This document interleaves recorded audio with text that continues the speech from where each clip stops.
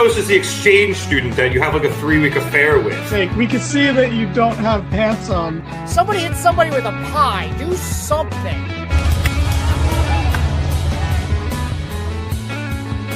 Giovanni yelling we're out of time as we go off the air. Giovanni yelling a lot of things tonight. And welcome to the Mark It Down podcast. Hello, everybody, and welcome to another edition of the Mark It Down podcast. I'm Nick Cummings, joined by a very giggly James DeSanto for some reason. What happened? A fucking crazy pay-per-view ending for no reason. They gave us a 10 out of 10 pay-per-view with a so bad it's good ending that I don't know what to talk about. I don't know if I love this show in its entirety and that ending because of how bad it was, or if I hate it to the point that it's going to like scar the rest of the show. It's going to take me a few days to figure it out. But honestly, I didn't know you were going to start the show that way, and I thought there was a production issue that I missed. I called you laughing. Yes. No, he literally called me as the match ended. And I was a little bit ahead of him, too, so I almost spoiled the Swerve thing for him. But, yeah, he called me, like, cackling. He's laughing so hard, he took his brace off. I took off my brace because I need to be able to emote. Am I in pain because of it? You betcha. But that's what I'm doing for you guys. This was crazy. Crazy. AEW is a pay-per-view company. And they delivered once again on pay-per-view. I am happy to have given them my $50. That finish was hilarious. I was going to say I didn't actually give them 50, but then I realized I accidentally bought the trailer package that was this year's Revolution and last year's instead of the next pay-per-view because they were offering that. So I bought a pay-per-view I already own. Where did you watch it? In Prime? On Triller. You did watch it on Triller. Yeah, so I accidentally... I'm sure you could get a refund. I am absolutely sure of it. There's no way. And honestly, I don't care enough. Oh, yeah, just got a raise. I'm fine. Anyway, all right. Hey! I got to fix this. Let's... As James fixes his shoulder again, your doctors are so mad at you. Physical therapy's going. It's going well. But let's get into this ending. As the main event of the evening was Jon Moxley versus Adam Copeland for the AEW World Championship. And they were already dead in the water before they even started. Outside of Los Angeles attempting to do their best to sing Copeland's theme. You noticed that. That was awkward, right? I mean, good on them, but it was awkward. I appreciate the attempt. They weren't the Australians. And I want this to be a thing for Copeland. It's really cool. The guy deserves it. But nobody knows the words to this song. It's not a sing-along type of song. Yeah. You know? Navarro already chiming in. What's up, dude? Amazing pay-per-view as usual with AEW, but the main event stunk. Yes, it did. And that's why we're starting it. Because we got to get it out of the way. Yes, after they sang Copeland's theme, this match was mid at best, and they were already starting behind the 8 ball because they followed arguably the 3 best matches on the card, which were in order: Mariah versus Toni Storm, Konosuke Takeshita versus Kenny Omega, and Will Ospreay versus Kyle Fletcher in a steel cage. And then they had to follow that in the main event, and that is not a spot. I wouldn't want to follow any of those matches by themselves, and they had to follow all 3 of those. So you're starting behind the 8 ball, and you put on what arguably was a bit of a snooze fest to start. But I kind of figured, okay, they know they have no, cool down.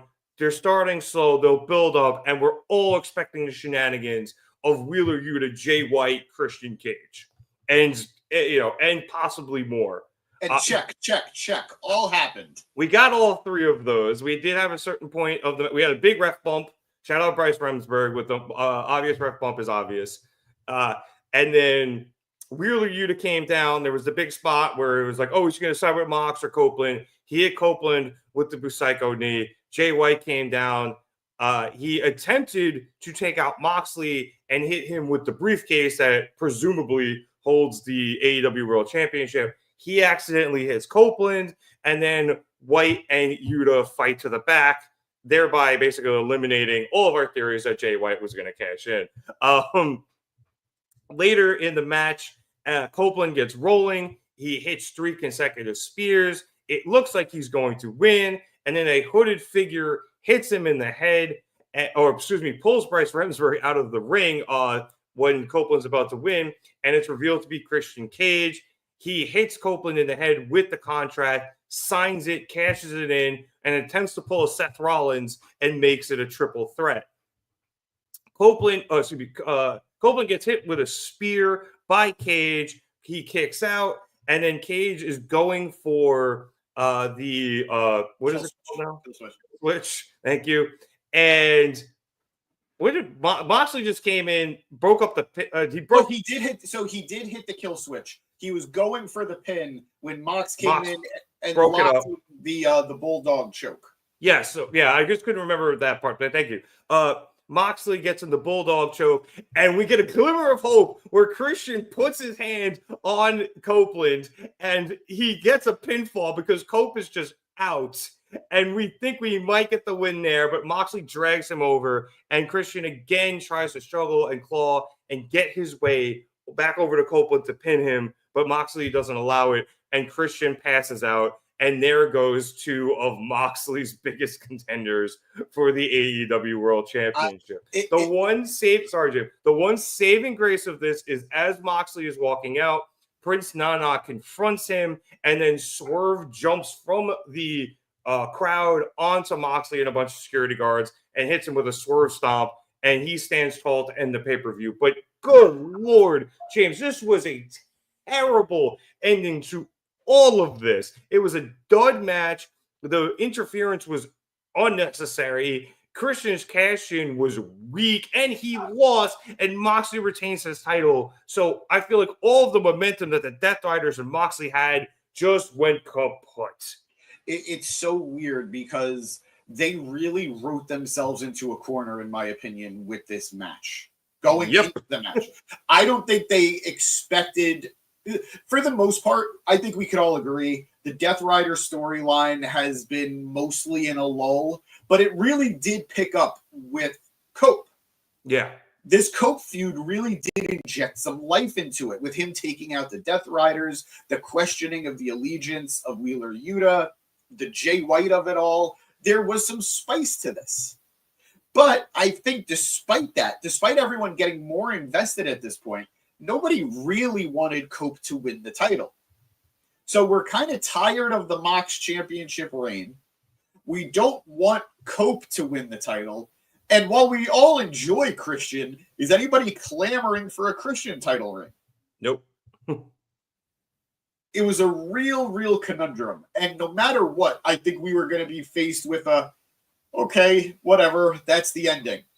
But somehow they managed to take the worst case scenarios of all of those challenges, of all of those stories, mix them up real good, pepper in some with Jay White just doing nothing. And we got a big old fart. A wet fart. A wet old fart. So I feel bad. I really do. There were at least 2 other matches that could have main evented this show. No, there's one other match that should have main evented the show, and it was Toni Storm versus Mariah May, and it should have been that since the beginning. Damn you, Tony Khan.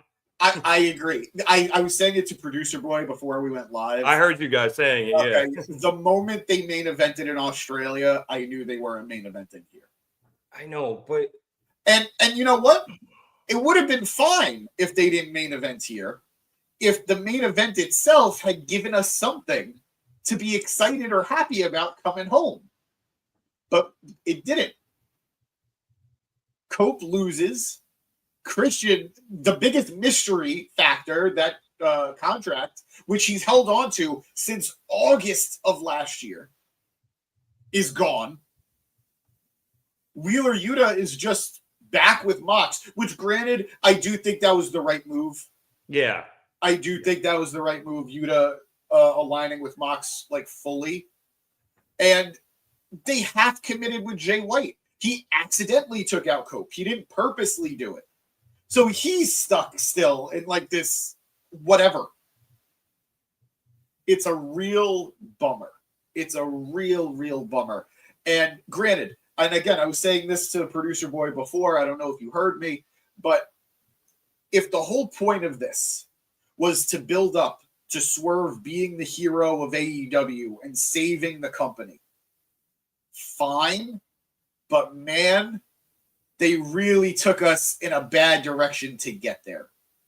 And even then, I'm not fully convinced that he's going to beat him. Yeah. All In is in July. I could easily see them dragging this out until July, until someone comes down from a mountain. Literally. Figuratively, I feel like figuratively that works with Brian, even though he would never do it. Literally, Darby, yes. Off of Everest. So I think this is just sort of what we're stuck with. It's a bummer. It's a bummer. Now, I do love kinda like the historian in me, the Shield fan in me, kind of loves that Mox was able to overcome what Roman couldn't at WrestleMania 31. Oh, I do. Yeah, that's a good needling right there. Like, we saw lots of it. Like, he hit the curb stomp in this match, which he does often. It's not like too big, but it turned into a triple threat. There were spears involved. Hell, the finish was even sort of similar to Roman and Brock at 31, where Roman hits 3 spears in a row onto Brock before getting hit with the F5. So, again, similar here. So I do like that aspect of it, but in general, this story, the way this played out with the contract, with Cope, with everything, this feels like it should have been months ago in the title reign. Not where we are now, where we're just kind of desperate for this title reign to be over. Yeah, it's excuse me. It's weird because I feel like the Death Riders had gotten so much momentum, as you mentioned, with this Copeland feud, where had they done this properly, I don't think I would have minded Moxley winning and maybe seeing if they can continue that momentum if they did done things properly following this. But as you said, this was such a wet fart of an ending that I don't know if it's going to be any good. Now, maybe Swerve can save it if he wins. Eric saying Christian trying to make the pin while getting choked was fun. I like that spot a lot. Yeah. I honestly, I thought he was going to win that way. Yeah, I did too. I would have, especially the second time. The second time he did it, I was like, oh shit, he's actually going to get it. I would have much preferred that ending just because it would have been the most like heelish, slimy, dastardly way to win for Christian, who is all of those things. He would have like really snaked his way out of there with one of them. So I was really hoping he actually got that for the win, but we end up with this, and like I said, it kills so much of the Death Riders' momentum. I feel like it kills a lot of Moxley's momentum. So we'll see what happens with Swerve. I think they'll probably have a decent feud, but I don't know. Like you said, I don't know if they're going to win. It'd be cool if Swerve did win because I imagine that would piss off one Hangman Adam Page. I'd imagine. But I'd imagine the match is going to happen at Dynasty in Philly in April. But I just, I don't know. I've been so demoralized by these title reigns lately where it's like you have this domineering heel champion who's got a posse around him. It's like it's never ending. And like they're not giving us hope because we all secretly know it's going to be Darby. We keep hoping it won't be, not because we don't want it to be Darby. I love Darby. I'd be happy for him to do it. But we have to wait for Darby. Yep. So we all keep hoping whoever's going for it is going to be the guy to do it, even though we know it's not going to happen. It's so hard to get invested. Especially since presuming it is Darby, like that should be a crowning moment for him. Yeah. And it's just going to be a moment of relief. Yes, exactly. He's going to need to have the feud of all feuds with Mox to get there. And something to forget is, or something to remember is, they feuded right before Mox won the title, so Mox could win the title. And Darby's been there throughout, messing with the Death Riders, screwing with them. And the Death Riders are the ones who put him out of commission. They threw him down those stairs and broke his neck or whatever. As we say hi to Scooch. Hey, Scooch. What's up, bud? Glad you're here. Glad you got home safe.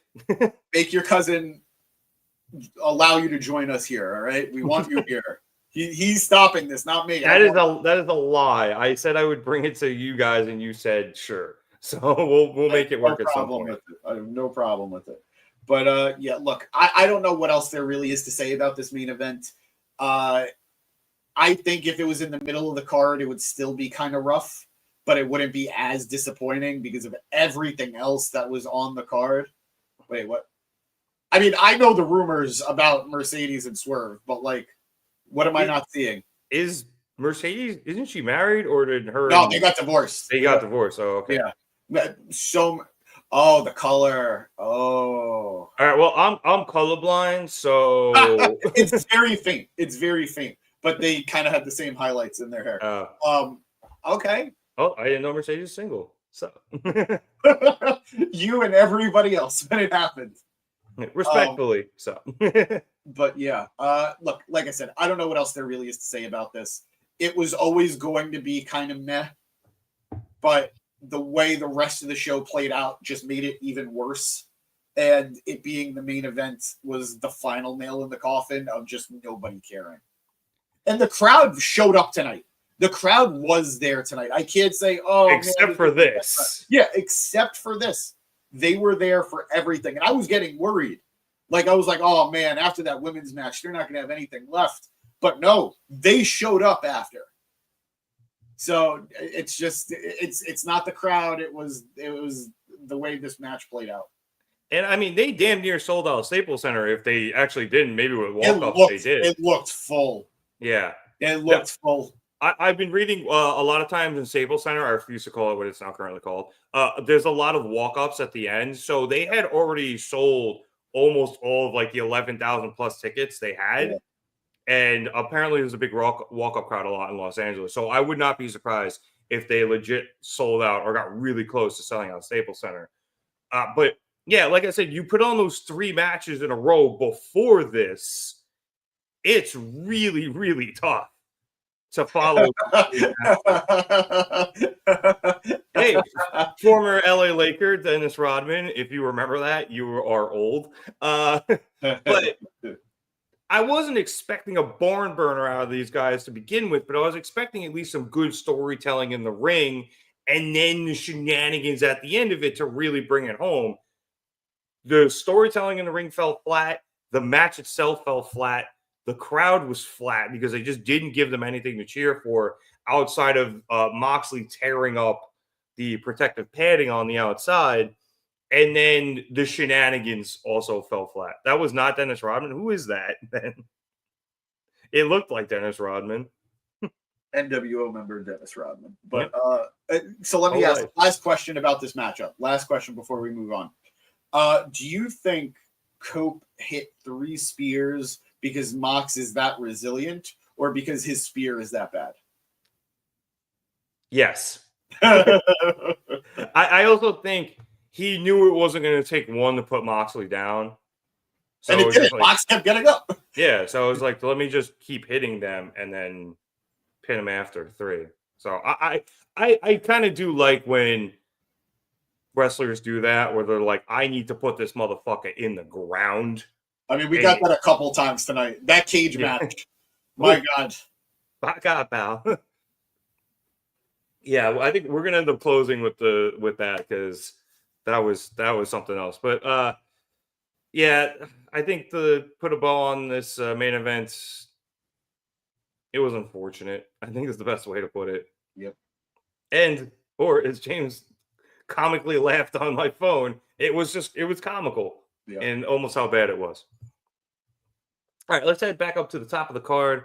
Quick little pre-show recap. I don't know if you saw any of it, James. We had Hologram and Commander start the show against Shotty Lee Johnson and Blake Christian. Hologram and Commander won. It was kind of cool. You know, get the luchadors out there in front of the Los Angeles crowd, get them started. It was a decent match. Gravity was supposed to fight Chris Jericho for the Ring of Honor World Championship. That never happened because Jericho and the rest of the learning tree just jumped him. That prompted Bandito to come down and try to save his brother. And then Jericho took Gravity's mask and beat the shit out of Gravity in front of his mother and sister who came in the ring. And then Jericho booted booted Bandito in front of both his mother and sister, which was funny. And obviously the highlight of the main event was Daniel. Oh no, I'm skipping a match. Sorry. We had Daniel Garcia, Adam Cole, Kyle O'Reilly, and Roderick Strong against Shane Taylor Promotions. That ended with Garcia tapping out somebody. I think it was my man Tiger Style. But yeah, while the rest of the Undisputed Kingdom fended everybody off, so then Garcia went and celebrated on his own with his title, and then the rest of the Undisputed Kingdom was really upset. The actual highlight of the pre-show was Orange Cassidy, Mark Briscoe, and Big Boom AJ versus Johnny TV and MXM Collection because the Rizzler was there. We've come a long way because you did not care about this last time. I still don't care about this, but goddamn if it's not funny. Exactly. You can't help but get invested. Yeah. Can't help it. I mean, Orange ate a cookie and freaking then Mansoor came over and threw the cookie. And what's Big Boom's kid? Big AJ. Yeah, Big AJ. He came in and Big AJ. Yeah, no, he's just what's his name? See, yeah, I'm the one who doesn't know these people. Whatever. The kid hit a power bomb. Like it was fun. It did exactly what it was supposed to do. Big justice. Yeah. The Rizzler is dressed like Orange Cassidy, which is the entrance with them is currently the top post on Reddit, or it was, or on at least Squared Circle. So look, it was fun. I was only half paying attention to it, but it did its job. Do you have any comments on the pre-show? I'm glad that they get to do fun stuff like this. You know, the only thing I feel bad for is Orange. I feel like he should be doing something a little more important. But I also understand he kind of came back a little bit too close to the pay-per-view to really build up to anything big for him. Yeah, exactly. Like he just returned. He didn't really have any storyline. So you throw him in this match with these guys. I think Adam Devine came out after and somebody else from Righteous Gemstones because, a little cross, a little brand continuity there with the Warner Brothers Discovery. So the Righteous Gemstones debuting tonight on HBO Max or just Max. I still call it HBO Max, but I think it's on HBO, the TV station. Yeah, no, it's on linear HBO television. Yeah. Final season though. Also, I producer boy kind of mentioned this in our private chat as we say hi to Maria. What's up, Maria? Hi, Maria. Also, thank you, Eric and Daniel, for telling me it's Big Justice. And excellent pay-per-view. Yes, except for the end. Which we already covered, Maria. I apologize. We did cover the main event, so we were not thrilled with it. Yeah. So when we're done, you should go back and watch us just shitting on it. But yeah, no, I think it's smart to just throw Orange in these spots if he's not doing anything. So cool enough. Oh, what I was gonna say actually was Eric kind of brought this up in our private chat. This guy very close to drink every time you see a celebrity territory. I know it was LA, but it was Adam Devine. There was a dude on the pre-show that QT Marshall got in a beef with. There was all the people from the Queen of the Ring, and I know they're doing a lot of promotion for that because a lot of AEW wrestlers are in there. One of the actresses broke kayfabe. What did she say? I had to pass through it because that interview was so awkward. So she said, one thing that working with wrestlers have taught me is you guys know you're going to win before you even go into the match or something like that. Like she meant it as like an inspirational quote and she just straight up broke kayfabe. It was such an awkward interview when Toni was interviewing the director that I was like, all right, I just got to mute this. And then I saw the women were speaking and I'm like, this isn't going to go well. And you just confirmed that for me. So which is important because the director was great on Wednesday. Darling, like he was so good, and then he does this, and then woof, yeah. As Eric's saying, she basically just said wrestling was fake. So Leslie Jones was there. Ken Jeong was there. Brad Williams was there. Like, it was a Will lot. Sasso was there, but I don't think he really got any real screen time. Yeah, Young Gravy was there. Like, he was So on the show as well. The only thing I will say is pretty much everybody that was a celebrity at this show, except for probably the Righteous Gemstone people, and of course the Queen of the Ring people, were all people that I've seen in wrestling crowds before. Like Dr. Ken has been in wrestling crowds before. Yeah, he loves wrestling. Will Sasso I don't even need to get into it, like how big a wrestling fan he is. So I think these people were just actually fans that were at the show. Like, yeah, same. As opposed to WWE with what they've got going on every week now, they're all Netflix plugs. Like pretty much everybody that's going are all people that are doing stuff with either Netflix or Peacock. Yeah. So it's also LA. It's Staples Center. You expect a celebrity row at Laker games, like so. But I it was wasn't intense. hating it. It was intense. And I'm not gonna lie, like Leslie Jones, like screaming at Ricochet during that match is funny. I'm not going to talk about it during the match itself because I got to address it here. Nigel mistaking Leslie Jones for, I think it was Nana's mom, is the worst thing ever. Ever. Hey, I just thought somebody was Dennis Rodman, so I mean, I'm trying to give you a pass here because I think this was worse because commentary was so awkwardly trying to cover it up too.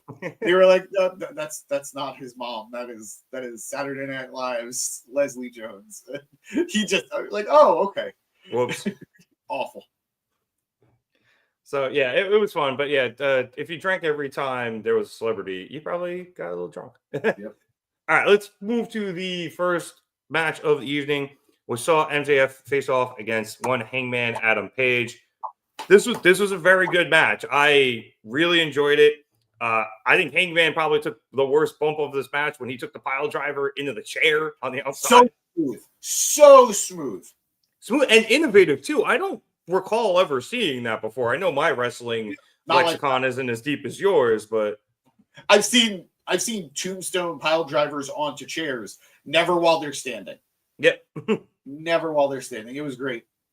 I can't see it because we're blocking it. Oh, he humped him, yeah. Well, somebody's getting a call from HR. Yeah. But MJF's been doing that for a while. But this ended with Hangman hitting a Deadeye, and then he hit Christopher Daniels' finisher, and I thought he basically... I got terrified. I thought he concussed the hell out of MJF. Me too. And then he hit the buckshot lariat and picked up the dub. So this was just great storytelling out of these two men. It wasn't a barn burner, even though it was still very good. I got to disagree with you. This was, in terms of pure wrestling, I think a top 3 match on the show. Okay, all right. Honestly, it's those 3 matches before the main event that keep sticking out to me. It was great. I'm not going to argue against you on this. So here's the thing. I was so impressed with how these two guys, and they didn't force it, but with how these guys' movesets complemented each other so well in a way that was easy to go back and forth. We saw Hangman try to hit a Deadeye, but then almost get countered into a pile driver. We saw MJF go for a Heat Seeker that then went into a Deadeye. We saw a buckshot. Great. It was amazing. We saw a buckshot lariat go into a Salt of the Earth arm breaker. Everything these guys did felt like such natural reactions to one another without having to force it. This is just how these guys wrestle. And in doing so, they were perfect stalemates for one another up until the very end. And the end, and you didn't really get into it. And I'm sorry. No, one of the biggest parts of this matchup was MJF crashing the out, where he is screaming and crying, "What's so special about you? Why not me?" And not only does he scream that at Hangman, he gets up in front of the crowd and is asking them, "Why not me?" Not only was that such a great character moment, it was his undoing. Because that to me, that was the beginning of the end where Hangman finally was able to get true control at the end. So this was so well done. These two guys have such great chemistry. I would love to see them run it back for a world title in a couple of years. But I gotta say, Taz with the right call here. He said, "Yeah, Shivani, Excalibur, you've been here since day one. I wasn't. I was here since like day 2. I came in a little later. But these two kids have been here since the beginning, and to see them go from the beginning of Dynamite to now opening up a pay-per-view in a sold-out crowd in California, that was a great, great moment. And it just shows how big of a star these two young guys have become." Yeah, I think me saying it wasn't a barn burner was to say more like it wasn't like an absolute thing like later we saw, but it was less spectacle than the yes, other. Okay, thank you. That's what I think I'm looking for. Because I get what you're saying. Because it was a damn near perfect wrestling match. The storytelling was unbelievable. As you said, MJF's emotions were unbelievable. There was a point, as we say hi to another Hangman Fletcher. What's going on, dude? Yes, the ending was dumb. We discussed that a bit earlier. But if you get rid of that ending, this was a near perfect pay-per-view. I think it was a straight up perfect pay-per-view up until the ending. But Eric called this the second best match of the night. And again, this is one of those things where I'm not going to argue against you on this, just because this was such a damn good wrestling match with such good storytelling. MJF crying basically when Hangman was able to beat the 10 count after that tombstone on the chair. Another great moment as Hangman. Yes, Maria saying they told an amazing story, and Hangman and Fletcher saying it was one of the greatest pay-per-views AEW's had. It's hard for me to argue that. Dude, I know we're in it. I know like this is like we're bouncing off of it. Prisoner of the moment. Yeah, but this was an incredible pay-per-view. And for me to feel that way after that terrible main event, like it's gotta be real. It's gotta be. So yeah, I mean, Revolutions always slap. Yeah, it's true. I said it on Wednesday. They stack Revolution cards for whatever reason, and they always slap and they always deliver. And this one, outside of one glaring omission, absolutely delivered. So, and so bad. I love Cope. I really do love. So do Cope. I, and I love Moxley. So I just need Cope and Christian to like make up, kiss, and go for the tag titles. Do you know eventually? I need you to think about this. The Hardys and the Dudleys, or Team 3D, whatever, they have all won tag titles from multiple companies. Edge and Christian never have. Only the WWF tag titles. That's how long ago they were tag team champions together. Jeez. You got to do it. They got at some point. I think when one or both of them are like ready to hang it up, that's when they're going to do it. Yeah. Maria saying best pay-per-view of 2025 so far. I think you're right so far. I'm not disagreeing. The only thing I'll say is the spectacle of the ending of Elimination Chamber. That is a much higher like peak as opposed to what I think with Revolution. It was just the most consistently good pay-per-view so far of 2025.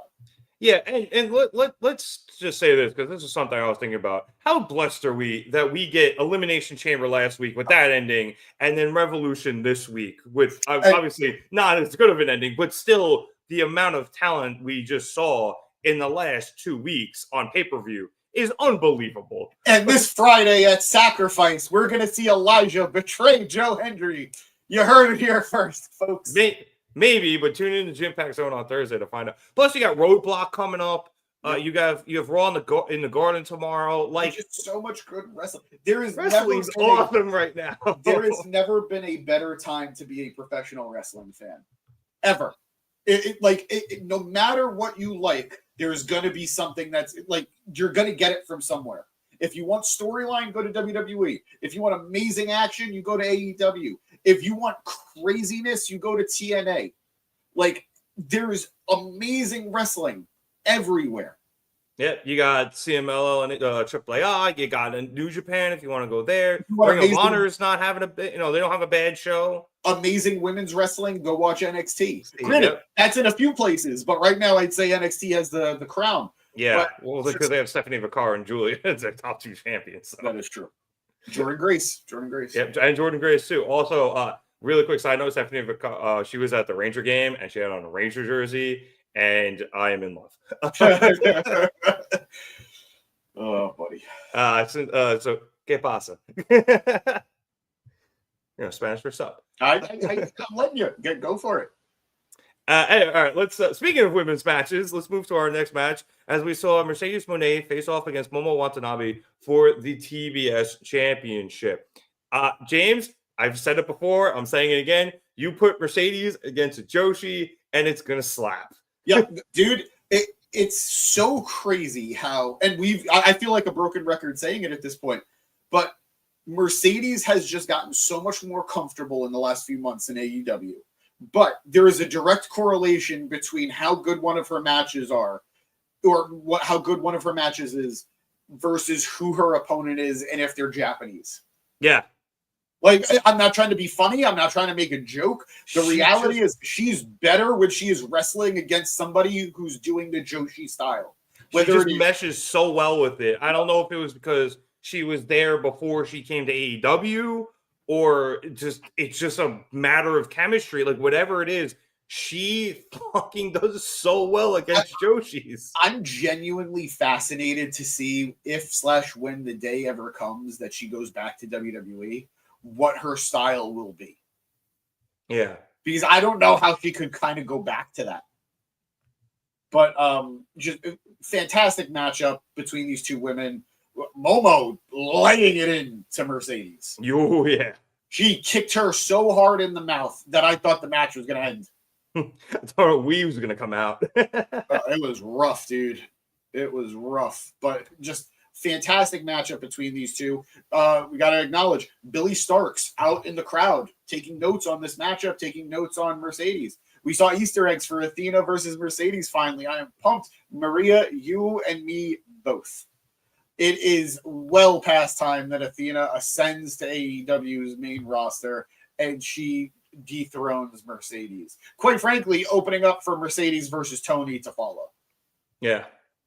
So just awesome stuff. And got to give credit to where credit's due. Momo this wasn't just Mercedes' match. This was Momo's match as well.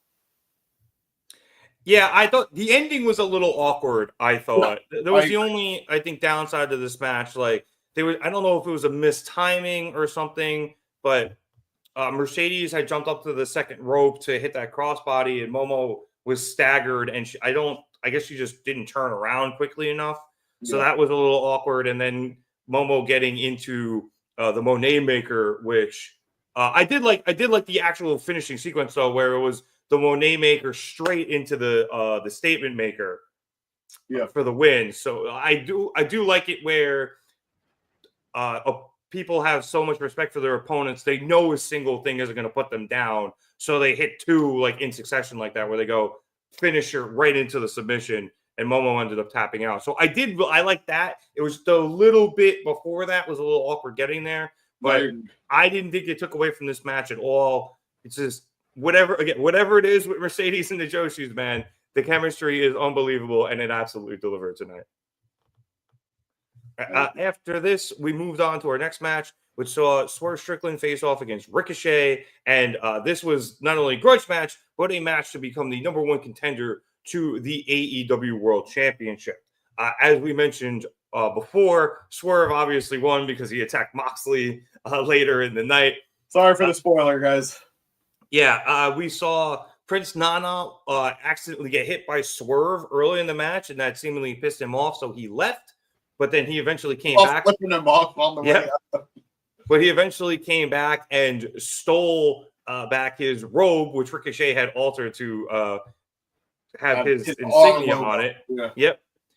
And then eventually Swerve was able to use that and come back and win, especially after Ricochet put the robe on and Nana pulled it, and it prevented Ricochet from hitting the spirit gun. So I like this a lot. I think one of the highlights for me was Ricochet hitting a house call. It was right as Nana was leaving. He ran across the barricade and hit Swerve with a house call. Yeah. So I like that a lot. And I'm very happy Nana didn't turn. I know a lot of people thought it was going to happen, but I like kind of the fake out with it. And then they came back and Swerve got on a knee and gave Nana back the robe, and then Nana came over and put it over Ricochet's shoulder, or excuse me, over Swerve's shoulders. Yeah. So, oh yeah, there's Ken John. Yep, drink for the celebrity. But no, I like this a lot, James. It was very, very good, and I think there could be more here with them if they wanted to. But I think the story was told. Ricochet has his 2 wins, but they are dirty. Yeah. Swerve defeats him clean, gets the robe back from Nana, and I think we're all good here for now. I think that if they ever want to run it back, it'll be after Swerve wins the title, and it could be a defense. Because technically in singles matches, they're tied 1-1. Yes, there's a tag match win that Ricochet has, but they're dirty. Again, dirty. I would argue, beyond just Swerve getting the win, which as a babyface supporter I wanted, I'd say this match was better than the first match. I think they definitely hit a higher gear that they did in the first match, which I thought the first match was good too. But this match, I loved the vicious back-to-back house calls at the end of the match before hitting the big pressure. Big pressure. Yeah, this was rough. I didn't realize she had the church rag to sweat. She was into it. Like, she was so into this that they needed to acknowledge her in the crowd. Yeah. Maria saying it was way better than their first one. Maria and I on the same page. Real quick, Leslie Jones ended up backstage. She took a picture with the Hurt Syndicate. Love it. I thought this was great. Swerve is just... There are people who are main eventers, and then there are people who are just on another level of over. And Swerve is that guy to me. He's one of those guys. It's a very small group, but they're there and you recognize when they're there. I'd say it's Kenny. I'd say it's Swerve. I'd say to an extent it's Mox. Yeah. Like right now, people are burnt out on him, but Okada is still there, even though he's kind of like hanging out in the mid card, but it's still fucking Okada. I agree with Eric here that he was worth the $4 million, 1,000%. Yeah, 1,000%. He is not only just so good, and not only is he so over. The biggest thing is, and it's unfortunate, but it's true. The biggest thing is, it's a sign that if you're not working in WWE, they can make you work in AEW, and they're showing that with Ricochet as well. Yeah, well, he finally was able to get a character better than Smiley Flippy guy. Smiley superhero. And it took me a minute to warm up to him because, what? That's twice now. We took Smiley superhero and made them better. So poor Mighty Mouse. I'm very, very happy with this matchup. I'm very happy for both of these guys. And I'm rooting for both of them. I'm really rooting for both of them. Swerve should be a multi-time AEW world champion. And while I'm not there yet, I am so much more open to Ricochet being a world champion now than I ever was before. But I'd be happy to settle for a TNT title, a international title, or a Continental title at some point. Kenny versus Ricochet will slap. Oh, absolutely. So just give it to me and let it be great. They've both shown it. I can see Ricochet maybe even winning the Continental Classic. He was a semifinalist last year. I could absolutely see it, and he's earning it. He's earning it. So just bring Samantha Irving in, and we're all good. We're all good. Right? As I said on Wednesday, personal ring announcer Samantha Irving. Yeah. This way she doesn't have to work the whole show. I'm sure she's backstage anyway. She has to do one thing. and the heat would be massive. I do want to check Maria's comment here, James, for your opinion. She says Swerve should be the one to beat Moxley. Darby can just keep on climbing mountains. Do you think that happens, or do you think we're locked into Darby here?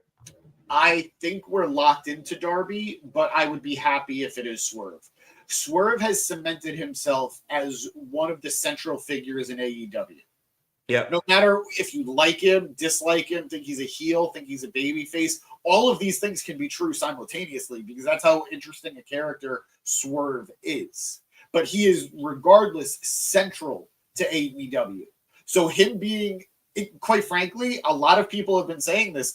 It's weird that he hasn't been involved with Mox prior to this. When AEW was under attack from the Elite, Swerve was the one who stood up and answered the call. Yeah, right? So, yeah. So the fact that he hasn't done that yet with the Death Riders has been a little eye-rolly, you know? But granted, they have explained why his attention has been elsewhere. Hurt Syndicate came in, called him out, and he needed to answer that challenge. Ricochet has been the biggest thorn in his side. Yeah, so he had exposed that fraud. He and Nana have both said prior to tonight that his attention needs to go back to the world title. And at that world title is the threat to AEW. So I'm glad we got there finally. Eric calling out that Swerve should win with the help of one Bryan Danielson, and it would be beautiful. Could be an interesting play. They are both Washington guys. It was Bryan that defeated Swerve for the title. So it could be an interesting thing. But any Washington guy that isn't wanna... Darby. Any Washington guy that isn't Darby, apparently. Awful. Because I can see maybe Bryan helps Darby win. You know, they have a lot of respect for each other too. So interesting play. I don't know, but I would like to see Swerve win the title again. I think it would be cool. But I think you're right. I think we're more lining up for Darby winning it. But if Swerve does win the title, as I said earlier, a certain cowboy would be very annoyed by that. Yeah. And I would have to imagine. I don't even know anymore. I don't know where Hangman's head is now. He was going to apologize to Swerve a few weeks ago, it seems. Or at the very least, he wanted to talk to Swerve a few weeks ago. He's leaning baby again. I don't know. We forgot to mention this, by the way, for the Hangman MJF match. MJF using Hangman's old theme. Oh, brilliant. I heard it and I popped, and then Triller crashed. Me too. It crashed like twice early on in the show for me. Yeah, it was having a problem. I reinstalled the app and it worked pretty clean. I think it was more on AEW side though, because there was a couple, I don't know if it happened to you, a couple of times during the match or during the show. It said we have no signal from the source. Yeah, which means something crashed in LA. I got that from the Mercedes match. It happened during the Mercedes match. So yeah, I think luckily I don't think it happened during a match, which was pretty lucky. Yeah, it happened during the entrances for me. Yeah. Eric saying it's 100% Hangman and Swerve for the tag titles at All In. That'd be nuts. Them versus the Hurt Syndicate would fuck. That would be nuts. Oh God, All In is looking to be like the pieces are there for All In to be an all-timer. Yeah, you have to make it an all-timer. It's in Jerry World. Yeah. That place is huge. You've been there. I've been. It's crazy. Yeah, so also, all right, I should probably read this, but whatever. Swerve can't beat Mox because the biggest match you could do it all in would be Hangman, and having Hangman lose it all in would be silly. So, I need you to know, Hangman's not from Texas. No, he is not. He's from Virginia, yeah. So he still be a cowboy from Virginia. Yeah. It's the South. It's below the Mason-Dixon line. All right. Anything you wanted to add about this matchup? No, just that I liked it a lot. Me too. Shout out Prince Puma versus Killshot. All right, let's keep it rolling. Our next match, I hope, was Kazuchika Okada versus Brody King for the AEW Continental Championship. I was a little disappointed in this, just a little bit, just because I know these guys could do a lot better, and it was still very good. I have no complaints about it, but I wanted it to be more, and it just wasn't. I get where you're coming from, and to an extent, I agree with you. This was one of the weaker matches on the show, but I will say this was a standard New Japan strong style match. Yeah, which, to be fair, if this is one of the weaker matches on the card, holy fuck, what a card! I know. But, like, Brody was chopping Okada like Okada owed him money. Yeah. Okada's chest at the end of this matchup looked like hamburger meat. Yeah. Well, Okada probably owed him money because he keeps shooting it all over the place during his entrance.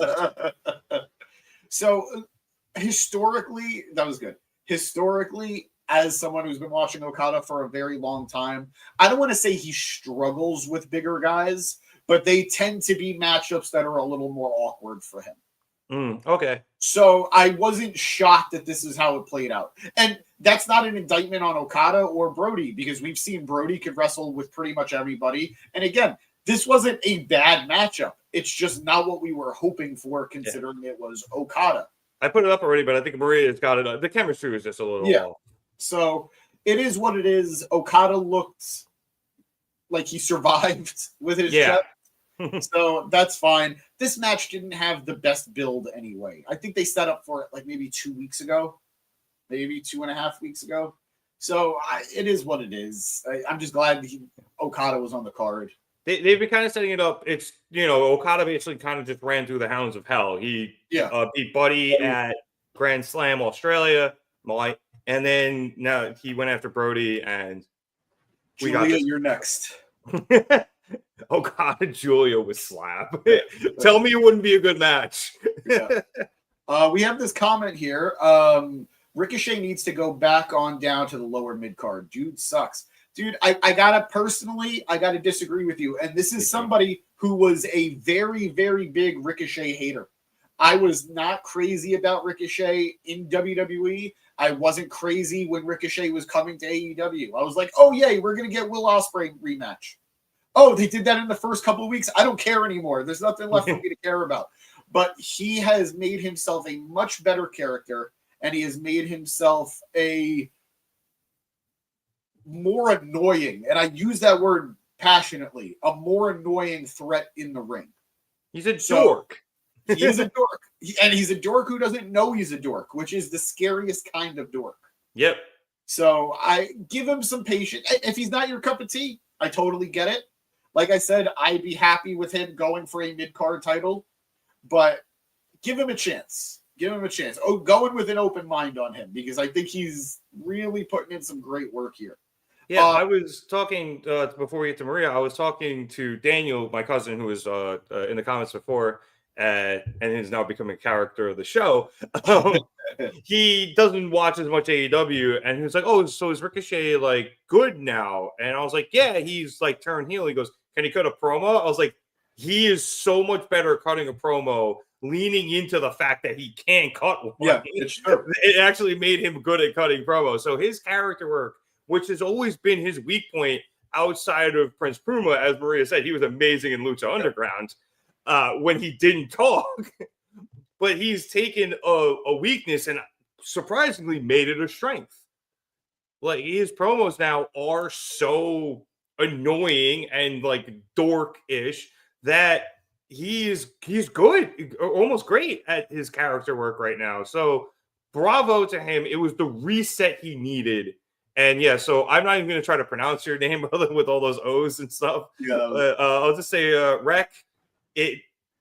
Yeah, he's definitely turned himself around. I'd give him another chance if you haven't been watching consistently in AEW. Daniel saying a little similar to Chad Gable, as he turned heel, his promo game increased a little bit too. Yeah. And I would say more just because Chad was given more to do as a heel. Yeah, he was always cutting the same promo, and then he turned heel and swoosh. Yeah. So, yeah, we're on this match. It was good, but not great. It was a perfectly fine come down match, which after a solid 3 matches in the beginning that were very, very good, I'm okay with how this played out. I was a little surprised this wasn't the second to last match, the way it just played out, just because it probably would have. Thank God it didn't, because then we would have been ending on 2 duds. Yeah, I thought it might have given a little more momentum to the main event, the championship match. Yeah, the main event, but no, it played out perfecly. Yeah, exactly. The way everything ended up going. Yeah. So Maria with a bold prediction she had earlier. All In will be better than Mania. I'm calling it now. From your lips to God's ears, Maria.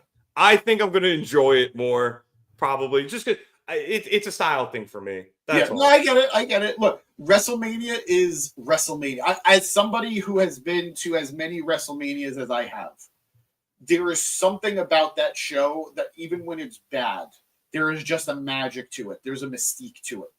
And that's because of the brand that's been created with WrestleMania. But All In, I went to the original All In. I went to All In Chicago. There was a magic to that night that I will never, ever be able to experience again as a wrestling fan. It's just not possible.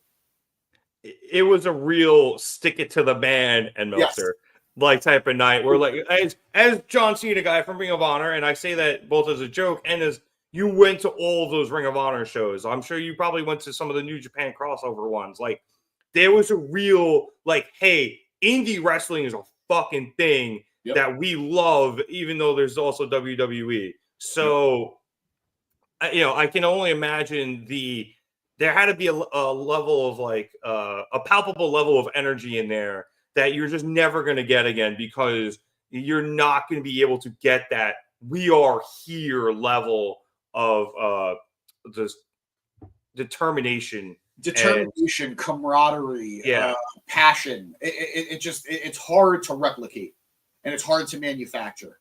So, just good God, I'm just so happy to be a wrestling fan in 2025. It's great. I'm just so happy. Yeah, I said this again. I said this to Daniel. Do you like filet mignon or ribeye? Exactly. It's just a matter. It's high quality cuts, guys. Yeah. It just depends on what your taste is. All right, let's move on to our next match. As we saw the Hurt Syndicate take on the Outrunners for the AEW World Tag Team Championship. This was another fine match. I love the Outrunners; they're a lot of fun. But I think this went the right way. Like, they had their spots, the Outrunners did, but the Hurt Syndicate still looked pretty dominant in their win, I thought. And got to shout out my man Shelton Benjamin. So yeah, just good stuff. Not an absolute banger, but it was fun. And I think, again, this was I'm giving you guys the Outrunners for the tag titles on pay-per-view from Tony Khan. He just doesn't get them for some reason. So I mean, I'll be honest, and this isn't you don't either. Yeah, I'm not crazy about them. I respect so much. Meme. Yeah, no, exactly. I respect so much that they got themselves over. It is not an easy thing to do in professional wrestling, to really, really get over the way they got over. So I give them all the respect in the world for doing that. I wish them well. They're just not really my cup of tea. I don't think they're great in the ring. Granted, I think they were decent tonight. But they're purposely not. You know that, right? I'm sure, maybe. I don't know.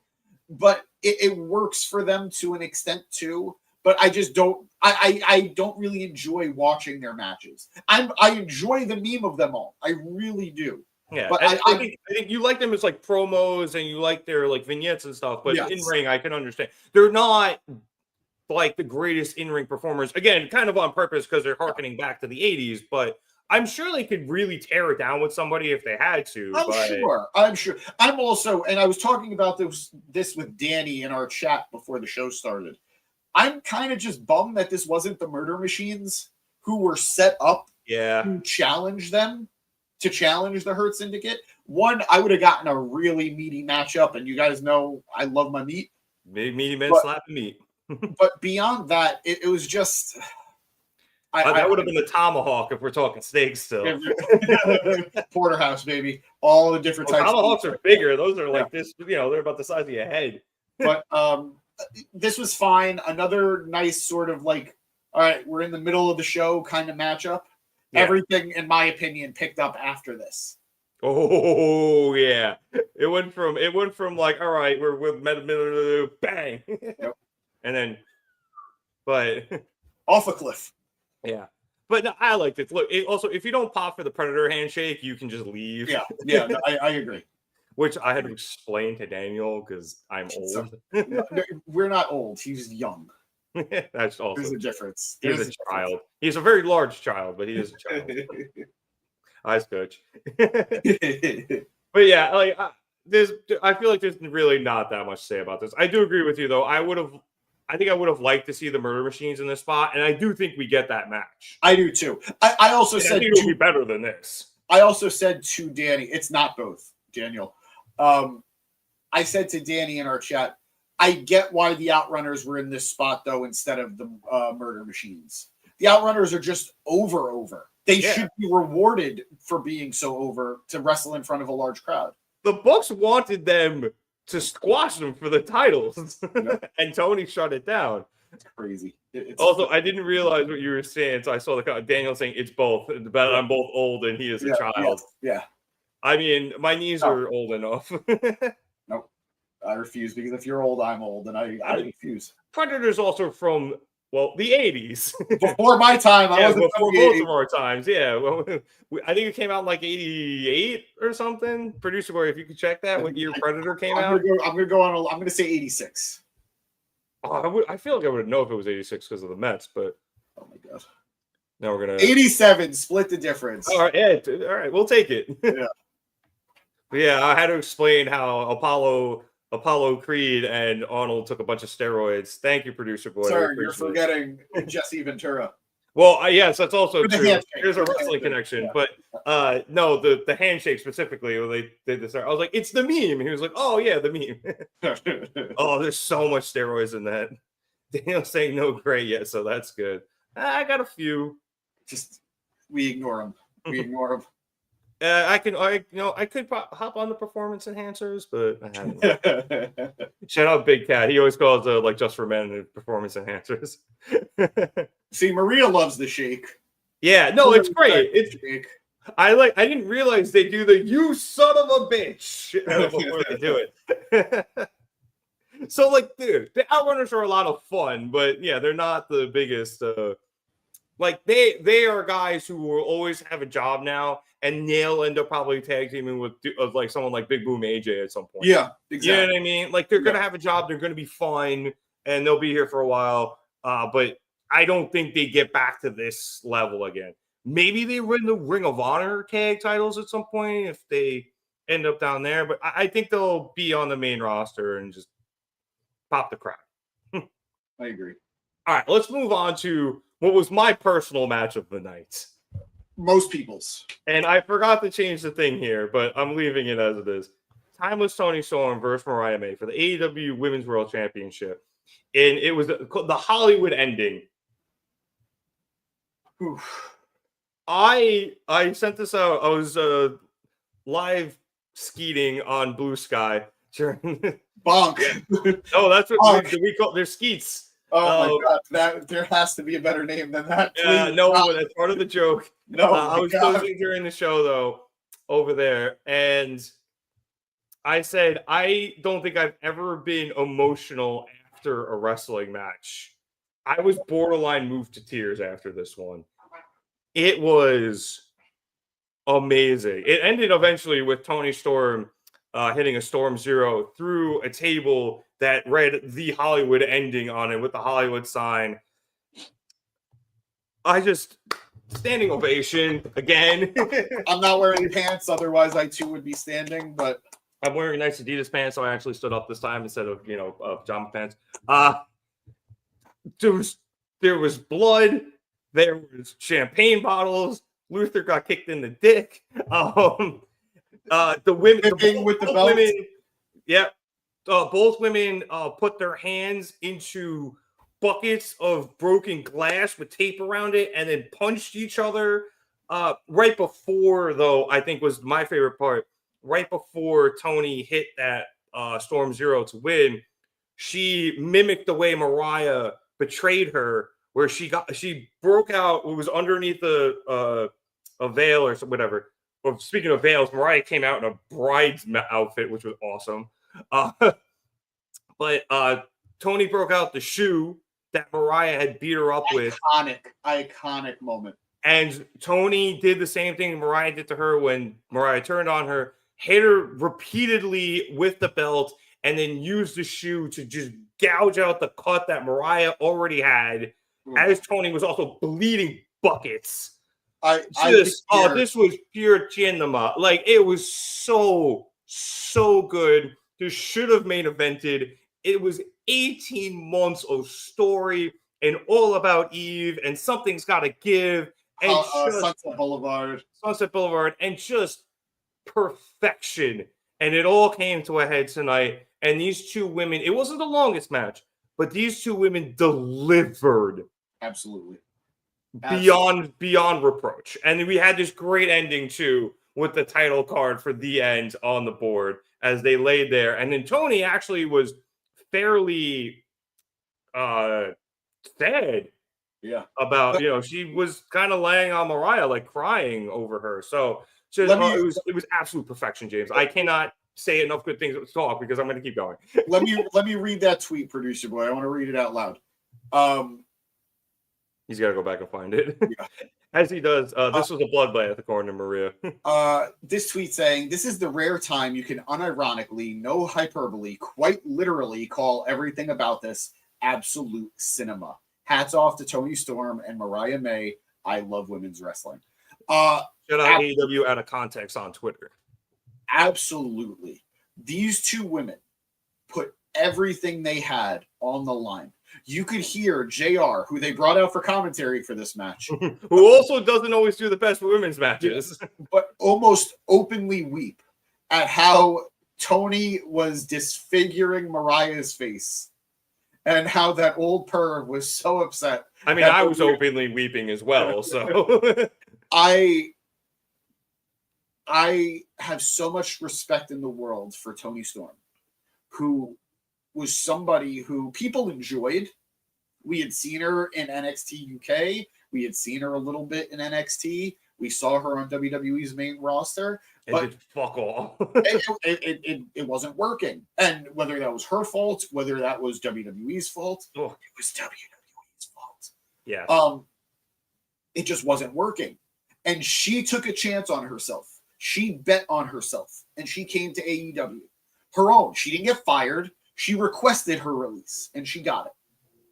And she came to AEW. And she took every opportunity to get bigger and better and truly iconic. And she took Mariah May on this journey, not the Iconics. I know. Sorry, it's a tick. And she took Mariah May on this journey with her. And she took somebody who, let's be fair, let's be honest, this is not a knock on Mariah May, a name that not a lot of people knew. You had to have been very familiar with the Japanese wrestling scene for women to know who Mariah May was. Got to be knee-deep in stardom. And from the day Mariah May entered AEW and was on our screen for the first time to today, it has been a nonstop rocket to the top. She has just, again, another one, whether it's 2 minutes of promo time, a match, a backstage promo, in the ring, whatever it is, she took every opportunity and she used it to make herself grand. Good word. This is what? That's a good word. Why, thank you. Because honestly, I feel like grand is like, it fits the theme of this feud. Absolutely. These two women created something truly magnificent. And whether you want to say, I've seen people say it, I don't disagree. I won't argue with them. They created quite possibly the best feud in AEW history, quite possibly the greatest women's feud in wrestling history. Mm. They have made something so magical, so monumental, that I'm hesitant to say if I ever want to see them wrestle each other again. I don't. Yeah, I'm good. I think I'm good. I'm with you. I'm not saying it should never be done. I'm not saying it couldn't be amazing, but they created this special trilogy.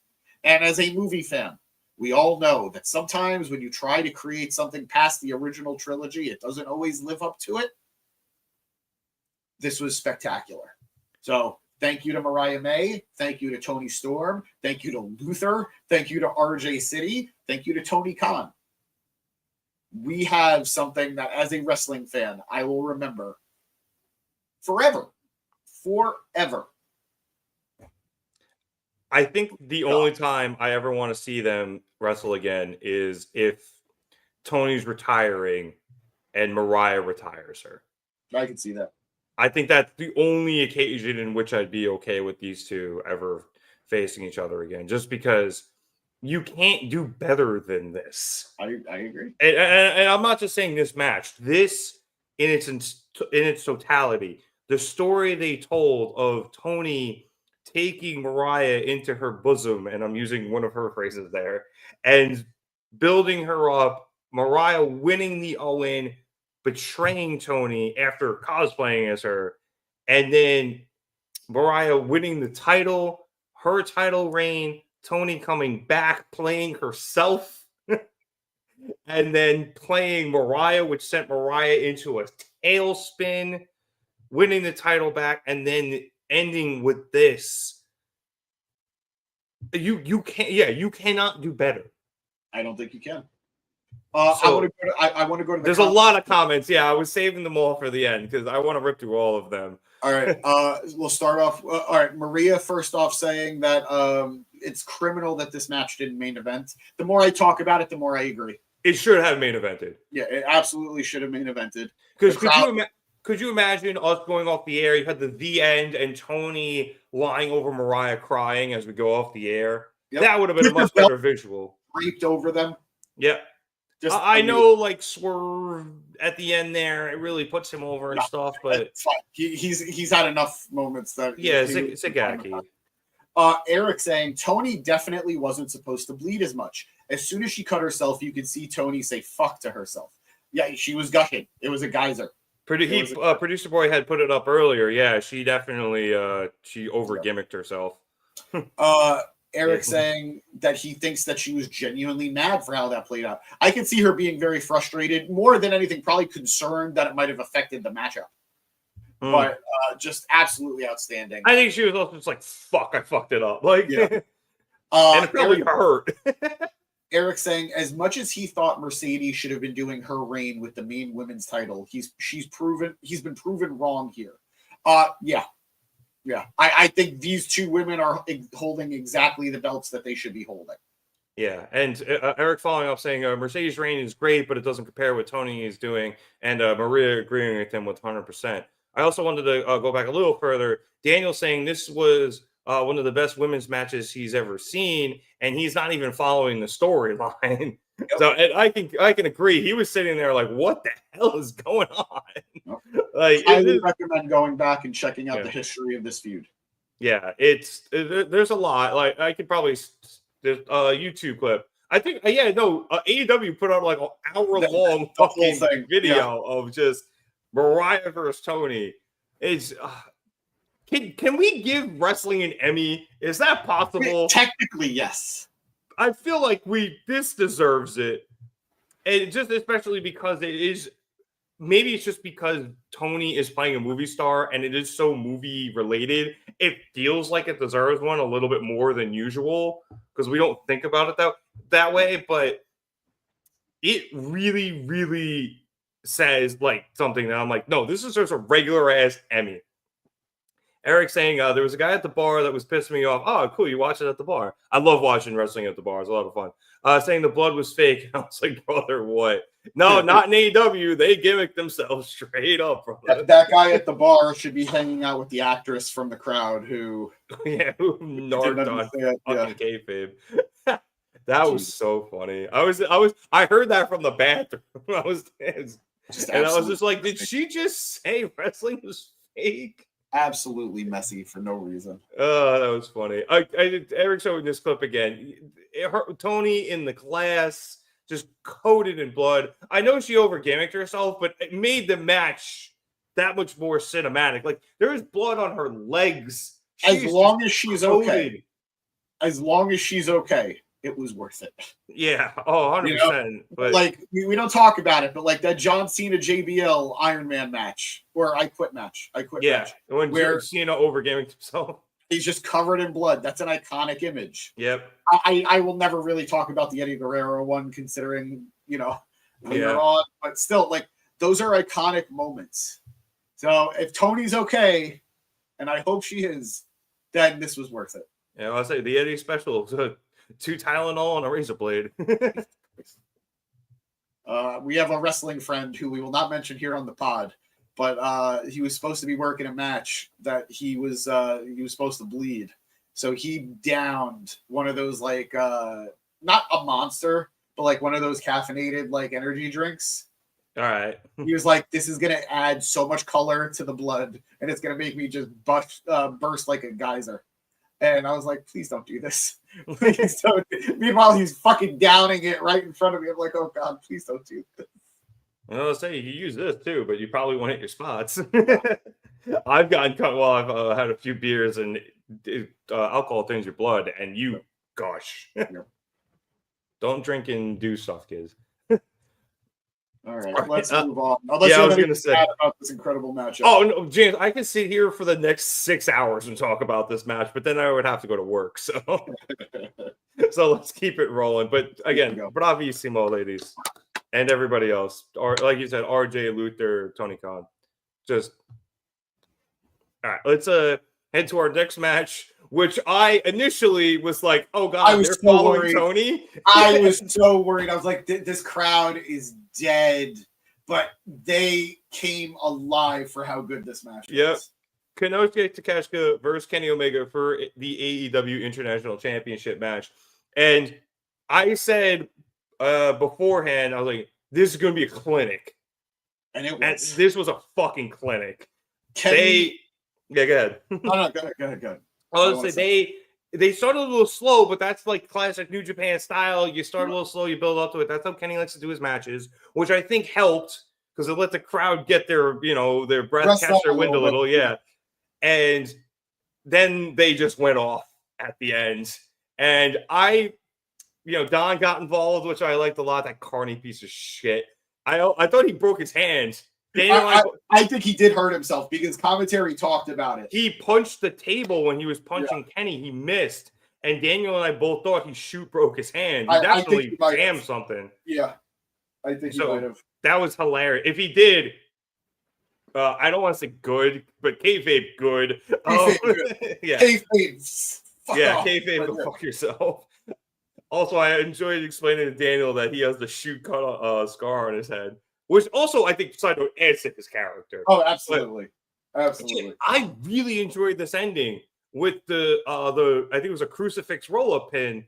And it was Kenny got one, Takeshita, so you're saying Okada with him. Takeshita countered it into another roll-up, and then Kenny shifted the weight back and got the crucifix roll-up pin to win. So we didn't get the one-winged angel, although the only person to tease it was Takeshita. Yeah. But Kenny. I thought Kenny tried it once. Yeah, he tried it once, and it just didn't happen. You're right. My bad. But Kenny he out wrestled him. Yep. And we have a new champion. The only title change on the card tonight. I am fascinated to see how people are going to react to that because when a certain women's champion or a certain women's challenger did that a few weeks ago and won the title, people were not happy. Well, that was a small package. I'm assuming it was the biggest package you've ever seen. That it was. I love this. I love this because it shows that, yes, probably Takeshita could and would beat Kenny right now. But because Kenny is as good as he is, because he's as experienced as he is, and he's as calm as he is, and he's operating on a different level of clarity and just wrestling greatness, he was able to overcome Takeshita. Takeshita was fine. Takeshita walked out. He was pissed. He was angry. Kenny, he wasn't even standing for his fireworks. They blew through the pyro budget for Kenny, and he was laying down dead on the mat for it. How good was his entrance? Amazing. They brought the chandelier down and everything. Incredible. And that's what Kenny should be to AEW. He should be that guy. The god of pro wrestling. God Omega. I thoroughly enjoyed this matchup. You are right. This is a New Japan style matchup. This is a Kenny New Japan style matchup where the action just continues to build and build and build. And it was great. It was amazing. I hesitate because there were so many good matches on the card, and this did start off a little bit slower, but just an absolutely incredible matchup. One of my favorites of the night. I hesitate to say my favorite of the night, but because obviously I have Kenny blinders at all times, but this was a fantastic matchup. I have a gut feeling that we're going to get a rematch because at this point, yes, they made a big deal of saying Takeshita had 2 wins in a week over Kenny, but one of those wins was a tag win. They are now 1-1 in singles matchups. So I wouldn't be shocked, especially we've got like 4 months till All In. Yeah. So we're not rushing to Okada quite yet. If we do rush there. But Danny in our chat was saying, and I am here for it, the Kenny Omega Open Invitation for the international title is going to rock. Let them do it. Oh, all right. If Kenny is up for it, I am here for it. It's not up to him. It's up to me. I only have so much time left with Kenny. Wrestle everybody and look amazing doing it. James is slowly losing his heroes. He lost John Cena last weekend, but Kenny is still there for him. Brian, Kenny is still there for him, and he now has a title. And James wants to squeeze every last drop of heroicism he can get from one Kenny by God Omega. Absolutely true, and I'm not even ashamed to say it. Let it happen. I will say it's important to note Kenny went on Instagram with the picture of him holding the title, and he said he's one step closer to getting back everything. I think we're seeing, I don't know, but I have a real feeling we're building to a Kenny Omega world title. I said, I thought you were going to say something about the Bucks, maybe. They loom. Here's my thing. Here's my official statement on Kenny and the Bucks. I'm not waiting for it, but when it happens, I'll be cool with it. I know there are a lot of people who want Kenny and the Bucks to just not interact. They don't want the Bucks reunited with Kenny because a lot of people just either aren't Bucks fans or feel that the Bucks kind of distract from what we want from Kenny, which is singles action. I get that. I don't care. I've always known this iteration of Kenny to have the Bucks with him going back to Japan. Like Bullet Club Kenny onward always had the Bucks. So if/when that happens, and it's not if, it's when that happens, I'll be fine with it, but I'm not clamoring for it. I would agree. But there are always 3 people, or 4 people, but 3 things that always loom over Kenny. It's the Bucks, it's Kota Ibushi, and the person I think that I most want to see him interact with at the current moment, You have no idea. Hangman Adam Page. 1,000%. I want Hangman, despite everything, to still not feel worthy of redemption. Say Mariah up there with them, just wanting to keep the Bucks and Kenny apart, and I get it. I do get it. I'm here with that too right now. I want the Hangman thing though. I think it's a big part of his redemption, as you were saying. I think my thing, and just quickly, For both of them, really. I don't mind Kenny and the Bucks interacting and even teaming up or whatever, if they treat it the way they've been treating this very recent run with the Undisputed Kingdom, where it's Roddy and Kyle going for the tag titles, and then later on Cole going for the TNT title, but they will also do trios matches too. Yeah, no, I needed more like it was in Bullet Club New Japan. I don't, Yes. Kenny's the guy, the Bucks are not his seconds, but His cornermen. yeah. And that A-okay with that. I don't need another trios ring. I don't. I'm good with what we got. But that reminds me, Kenny, first Grand Slam champion in AEW. Yeah. The first Grand Slam champion of AEW, first winning the tag titles, then winning the world title, and now the international title. And you skipped trios, but And the trios title, you're right. So my bad. Yeah, trios title, then the international title. I belt collector. All right, Platinum Max, calm down with your chants. pull off what Kurt Angle did in TNA. Win every belt the company has all at the same time. Who's the Mexican? Is it Ultimo Dragon with all the titles on him? Yeah. I know there's a Triple H meme, but I think Ultimo Dragon actually had all of it. Dog agrees. I would say, if you want to put Kenny back in his Princess Jasmine costume and have him win the women's title, fuck yeah, let's do it. Let's go crazy. Let's go crazy. So I'm so happy that we've got Kenny back. Yeah. AEW doesn't feel like AEW without Kenny. You know what? You're right. Because, Hangman might be the main character, and, like, my brain is out racing with Kenny and Hangman interactions, and, like, as Hangman gets back on the, the right path, and Kenny is trying to kind of redeem himself as well. But if Hangman's the main character, Kenny's the ace. I know you have, like, boxes. I disagree. It's Kenny. Yeah, well, because we always remember it was Moxley was the heart of AEW, Hangman was the soul, Kenny was the ace, and I think that's what it still is. Like, you don't have AEW without Kenny Omega. I agree. Just straight up. And I know Cody was a part of, Cody in the box and all of that. Like, but if Kenny wasn't doing what he was doing at the level he was doing it at the time he was doing it, it's like the perfect storm of everything needing to happen the way it did. And you can't have that without Kenny Omega. Yeah, because, and then Cody getting released, and, like, it all just came together. But at the top, you had Kenny putting on, and I was explaining this to Daniel, like, him and Okada didn't have anything below a 6-star match on the Meltzer scale. like, you don't get that. If you don't get that, you don't get AEW. So I agree. Let's just go quickly through these comments. Maria saying this was a great match. 100% agree. Yep. Saying it's good to see Kenny Omega with gold again. You and me both, sister. James is harder than a diamond in an ice storm. I'm harder than that championship. Unification match, Okada versus Kenny. Now, this is something that's been on a lot of people's radar for the last couple of months, basically since Kenny came back.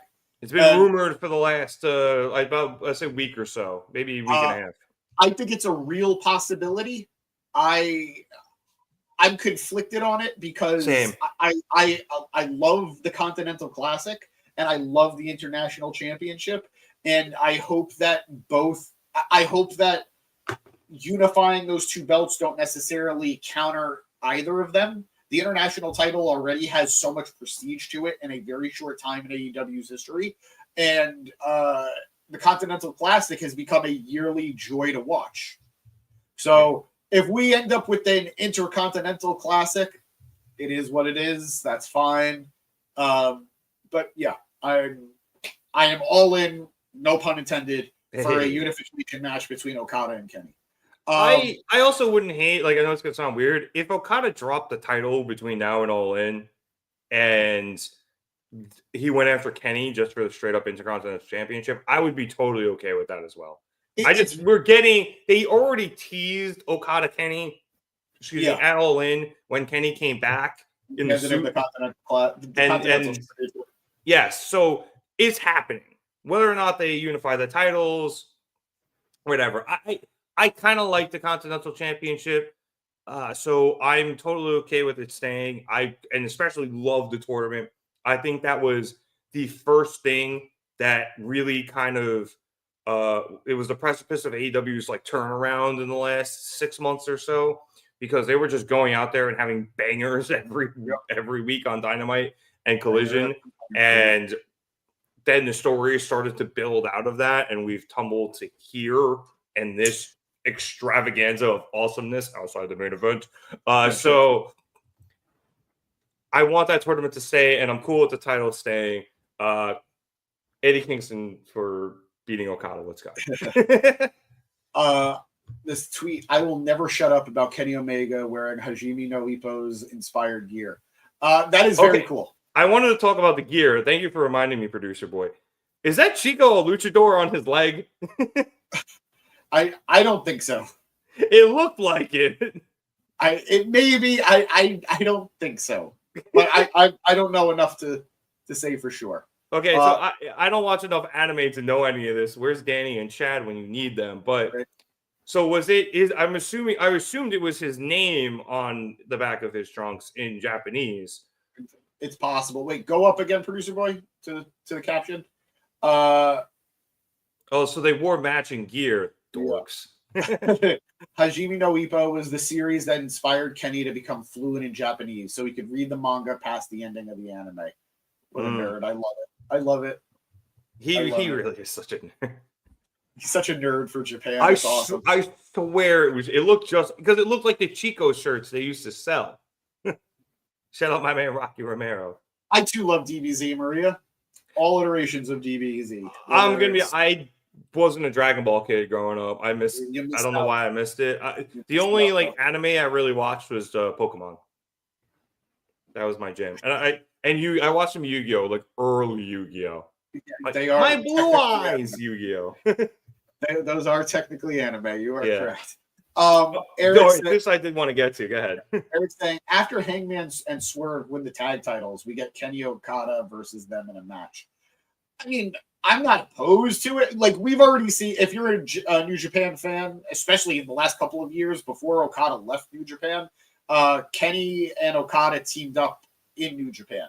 So it's not some unseen thing. It's not some unheard of concept that these two would work together. I think we can get there. It's not something I'm necessarily clamoring for. The big thing is, though, for me, again, unfortunately, sorry, Maria, Kenny has 3 tag team wins over the Bucks. He's done it. Need one back. They really do. And I don't ever want to root against Kenny, but they really do. He's beaten them with 3 separate partners. He's beaten them with Ibushi. He's beaten them with Hangman, and he's beaten them with Jericho. Oh, that's right. Yeah. And it's right before he got sick. Yeah. So the Bucks really need that win back. I don't know if they were going to do this, but him and Jericho do still technically have a tag title shot in their pocket. Shut the fuck up. I say, Rev, you know I don't talk to you like that. I really don't talk to you like that. Oh, I know. I did that specifically. Up, man, bro. Like, you just monkey pawed me, but with like the middle finger of the monkey paw. Where you're like, oh, you want Kenny to win all the titles? Jericho's his partner. Oh, God. I don't know what I did. It would be really funny if he was like, I'm cashing in my tag team title shot. But it was like, I don't want to use Jericho. And they're like, well, then Jericho also gets one. Triple threat. So speaking of triple threat, by the way, I saw somebody on Reddit saying this because for some reason, this is a Travis Scott concert. What were we looking at? Make fun. People died. Somebody on Reddit was upset that people were suggesting we were going to get Kenny versus Okada at All In because he's like, his words were, they've been building Kenny versus Ospreay for All In for these last 2 months, and I'm like, they never did that. They never did that. Bro, but what? That said, somebody made a compelling argument afterwards that they agreed with me that's never been what they were building towards. But if they were to give us a triple threat of Kenny, Okada, and Ospreay, that would be the modern day AJ Styles, Samoa Joe, Christopher Daniels of triple threats. Oh yeah, that would. Oh God. And that's never happened before. That match has never happened before. Yeah. So you know what? Don't get me wrong. Don't get me wrong. I want Kenny and Okada to have another matchup. I do. But that triple threat would be absolutely amazing, though. That would be unbelievable. Eric's saying you do it after All In. You could. I mean, maybe you could. Look, AEW is weird. Not mostly weird, but like you have All In where you do like some of your biggest matches, but like they just throw all, whatever their biggest matches on whatever pay-per-view they have because they don't have a WrestleMania. See, I disagree. All In has become their WrestleMania. But like they're just like we don't have they don't. So we're looking for the Randy Marsh gift now. They don't have throwaway pay-per-views. Yeah, they build to dream matches that you couldn't even consider in the middle of September for no reason because that's how stacked AEW's roster is. So you could do it. I don't know. All Out would probably be the week after, but last year they pushed it back a week to 2 weeks after. Go for it. I dare you. Do Kenny Okada All In and Kenny Okada Ospreay at All Out. I triple double black dog dare you, Tony Khan. I'm going back to 3rd grade with that one. Do it. You won't. It might possibly be the best series of 1-2 matches of all time. Like back-to-back matches for wrestlers. Within a week. Yeah, Oh, think of the callbacks. Yeah, that's Just crazy. the match from 2 minutes ago. Just think of the callbacks are older. All right, no. We're getting ahead of ourselves. But we're excited. See, that's how good this show was up until the goddamn main event. Speaking of Will Ospreay, this is the last match we got to cover. Will Ospreay versus Kyle Fletcher in a steel cage match. Speaking of bleeding buckets, holy shnikes that these guys bleed a whole lot. There was so much blood in this match that Will cut Fletcher's chest on a chop. Don got involved. Mark Davis got involved. I specifically said when Fletcher broke out the thumbtacks, I said if he takes a Styles Clash on the thumbtacks, I'm going to shit a brick. And then he took that, and I jumped out of my seat. I do not want to be your pants right now. Pepper needs new shorts. Ospreay won. He hit a vicious hidden blade, and then hit the Tiger Driver 91. Right. You are forgetting the biggest part of that. I'm probably forgetting a lot of it. He hit a gigantic Spanish fly off of the top of the cage, setting up Fletcher for that hidden blade, where Fletcher is on his knees, bloodied, crying, and hysterical, screaming at Ospreay that he hates him. Fuck you, I hate you. And then that is enough for Ospreay to finally put him down. We have set a record for James saying fuck on the pod in one episode. I'm quoting here. I'm quoting. True, but you told me to go fuck myself twice already, and you said it once earlier. So don't you put that evil on me, Ricky Bobby. That evil being Chris Jericho. Don't you put that evil on me. That was a record. Yeah, no, I did leave out some of that, but yeah, this again, you were following up an unbelievable match, which was following up the most unbelievable match I arguably have ever seen, just because of all the pomp and circumstance. And they came back with another unbelievable match. I said something in this. So let me say this. This match was incredible. It utilized the cage very, very well. With Mark Davis's interference, with the moves that they hit, with the drops that they hit. Ospreay hit. It happened so early in the match, relatively, because it wasn't that early in general. But he hit it so early in the match where he hit this beautiful springboard bouncing Os Cutter. Yep. And that's not even the one, not even counting the one that he hit off of the cage. Oh, so yeah. he hit two amazing Os Cutters. And Eric saying he'd argue that this might be the fourth best match of the night. There is no right or wrong order. Oh, you're saying silly. I would call it silly, though. Well, I do understand what he's saying, though, because there was one point near the end of the match where Fletcher hit a brainbuster and then hit a second brainbuster onto the steel chair. Yeah. And it wasn't the finish, obviously. Will just kicked out. And there were a couple of points that I said at the end of the match or near the end of the match where I even messaged it to the group that I was like, this match feels like it should have been over by now. Now, granted, it was an incredible matchup. I am not knocking the matchup at all, but man, there was just some superhuman levels of resilience in this matchup.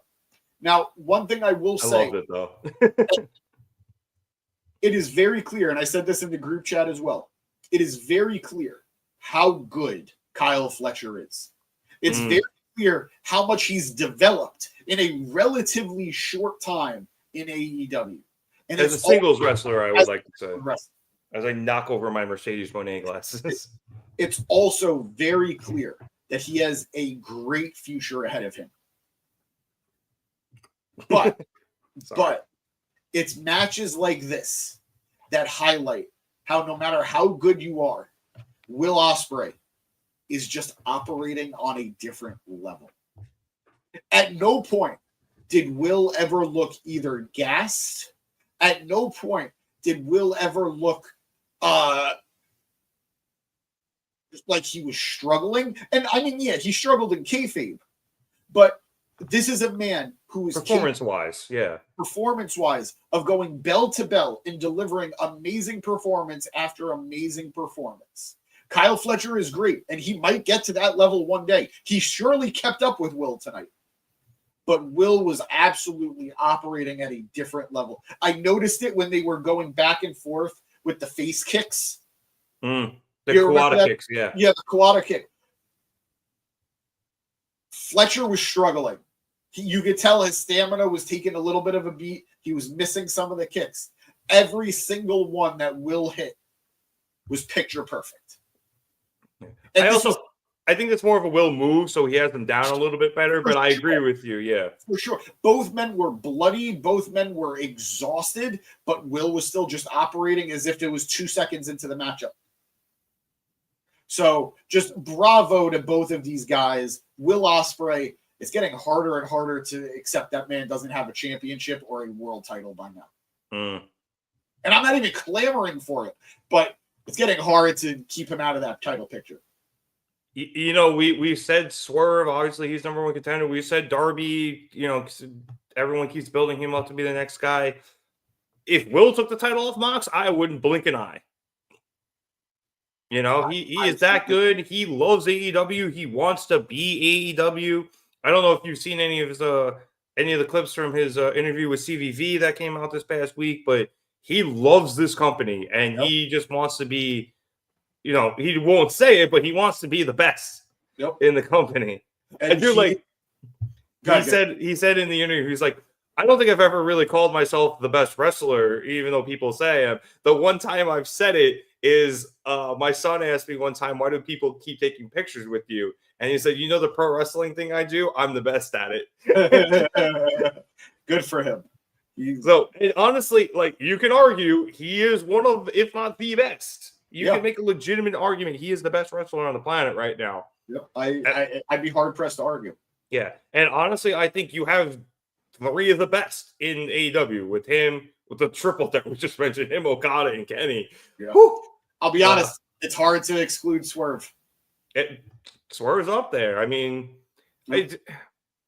they're so good. Yeah, there's so much talent in AEW, and again, I don't want to make that sound like a shot at WWE. There's a lot of talent there too. Amazing talent. But WWE is a place where you could highlight yourself in a certain way. AEW is a place where you could highlight yourself in a different way. Yes. And we're seeing those talents highlighted the way we want to see them highlighted. Yeah, WWE is, you have to fit, you know, the round peg into the round hole. And when it fits great. And you see amazing stuff as producer boy puts up the Spanish fly from the I love Spanish flies. I do too. That was terrifying. AEW is, you can be whatever shaped peg you want and it'll fit. Yep. You know? Bang, bang. Oh yeah, he did the Cactus Jack. I love that. That was great. That was great. Let's go to the comments real quick. Eric saying that to support his feelings about the matchup, it was way too much, especially with a slow ending. He checked himself out. Oh, my bad. With a slow beginning. It's also Toni match was before this, and it just seemed like they wanted to top it. I'm not the too much blood guy, but I could see what someone would watch this and go, what the hell? How is that not over? I agree to. I mentioned it with the Brainbuster. There were a couple of spots here, like we didn't really even get into it, but at one point Fletcher was just stabbing Will with a screwdriver. Producer boy, can you put that up? By the way, I wanted the tweet you have up now. Can you put that up? It was the entrance where they were standing across from each other. Yeah. On the as Joe Shipley in the chat, I love the tribute to Mick Foley. But there was such an awesome shot. I want to highlight something. I was ready to make that the thumbnail. This wasn't a comment producer boy has here in our chat, but it's something that he said earlier in the night in our private chat that every entrance tonight felt major. Almost every star was presented as a star through their entrances, from not just bell to bell, but before the matchup started. Kenny had an excellent entrance. Swerve had a live musical entrance. He had a drummer. Kind of ruined the song, in my opinion. Wee bit. But it was a big deal. So many people felt major before the matches even started. And that entrance between Ospreay, oh God. I like the guy call it the leap of faith.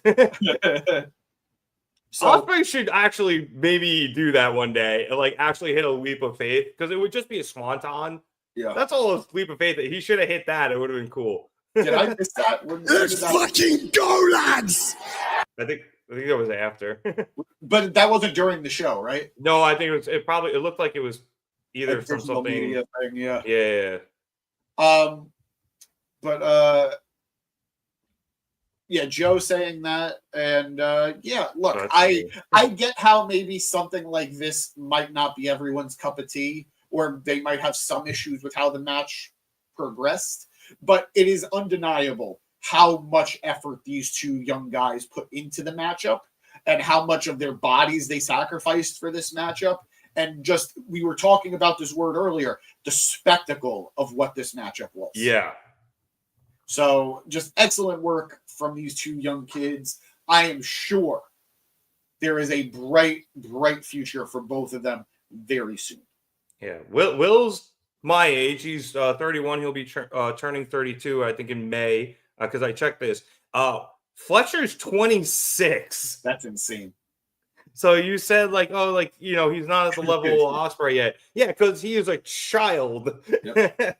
Fletcher, I personally have Fletcher take the TNT title off of Danny Garcia. Oh, you know what? I'd be okay with that, especially now that Takeshita has lost his international championship. Yeah. Have gold in the Don Callis family. Exactly. Yeah, and because him versus Garcia would slap. It would be a great matchup between two young guys who are very clearly part of the future plans for AEW. Yeah. So I think that would be a great matchup. And quite frankly, I'm sorry, I like Danny a lot. That belt is just in stasis right now. It's weird. Like, yeah, it's been in stasis, and I won't even call it stasis. It's just being defended on Collision, and we don't don't. Get it. It's the TNT title. It should be on TNT, but yeah, like we haven't heard a lot about. Like, I know he defended against Cole the other week. Yeah, he did. I didn't hear a fucking word about that. But and it's also, let's be real, 2 mid-card titles were on the card tonight. Yep. The TNT title wasn't. It wasn't even on the pre-show. No, Danny was on the pre-show. Oh, he was on the pre-show. Yeah, he was in the. But that's what I mean. In the tag match with the Undisputed Kingdom against Shane Taylor Promotions. But that's what I mean. The title wasn't on the line, so I think it's time. Yeah, Eric is saying this is why they need to unify the Continental and International. I don't really disagree with him.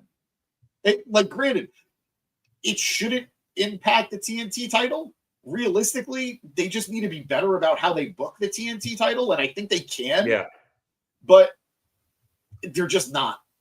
Because there was a time the TNT title was very prestigious. Cody Rhodes had it. Doherty had it. Mr. Brody Lee had it. And now it is just, unfortunately, kind of fallen by the wayside as the International Championship has become the workhorse championship. Yes. When the TNT...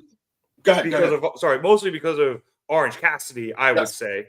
Absolutely. And then the Continental Championship came up, and Eddie had it, and everyone just loves Eddie, so that was a thing. And now Okada has it, and it has the prestige just because Okada's walking around with it, and he's fucking Okada. So there's always been an argument that the Continental Classic should not be for a title.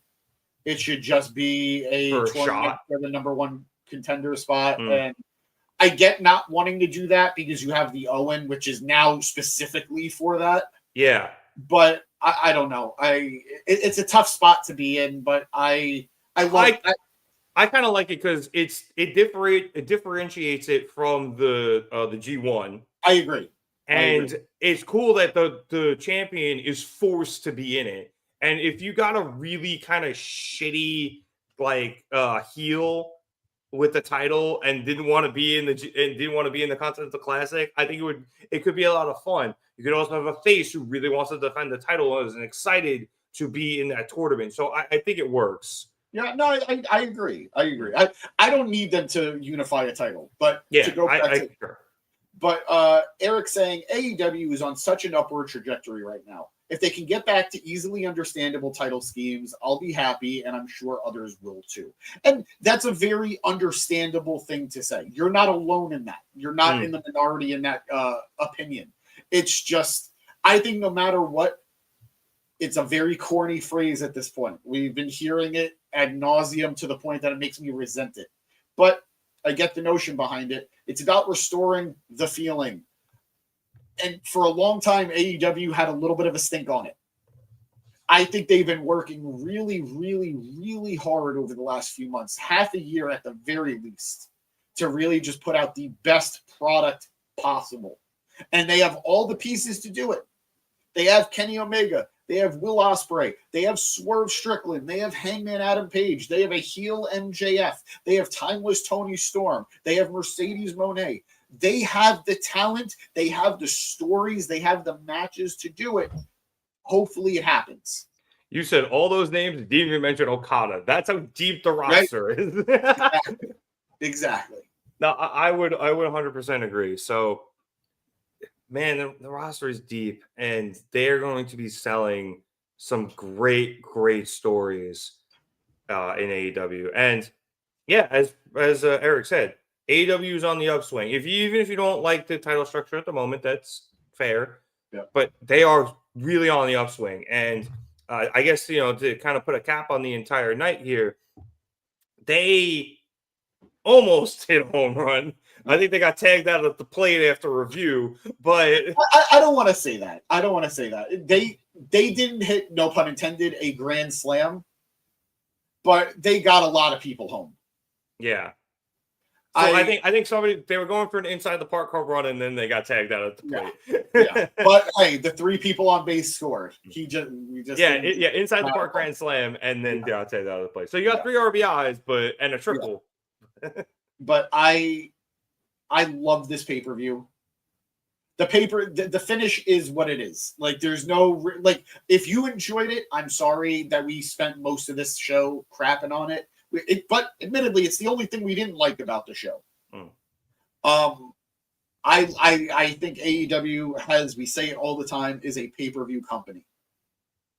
Like, Dynamites are mostly good most of the time. Sometimes we get some stinkers. Sometimes we get some whatever episodes. Recently, though, it's been a huge upward trajectory.